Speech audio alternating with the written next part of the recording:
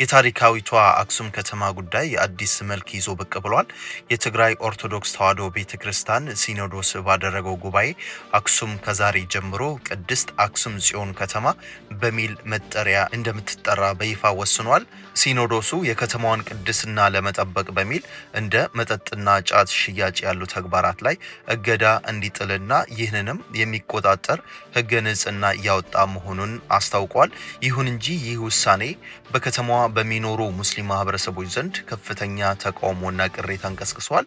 እንደ ተንታኞች እይታ መጠጥና ጨፈራ ቤቶች ከከተማዋ እንዲጠፉ በማድረግ የሙስሊሙን መጠጥ ባለበት መስጂድ ለምን ይከለከላል የሚለውን ጠንካራ መከራከሪያ መነሻ ለማሳጣት የታሰበ ሴራ ነው የሚሉ ድምጾቹም እየበረከቱ ይገኛሉ።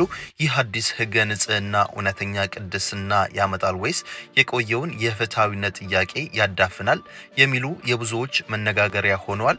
አድማጮቻችን እናንተስ ይህን ውሳኔ እንዲታዩታላችሁ? መጠጥን ማገድ የመስጂድ ጥያቄ ለመመለስ መፍትሄ ይሆናል ወይስ ጉዳዩን ይበልጥ ያወሳስበዋል? ሐሳባችሁን ኮሜንት ላይ አስፍሩልን። ለተከታታይ መረጃዎች ቻናላችንን ሰብስክራይብ ያድርጉ። እናመሰግናለን።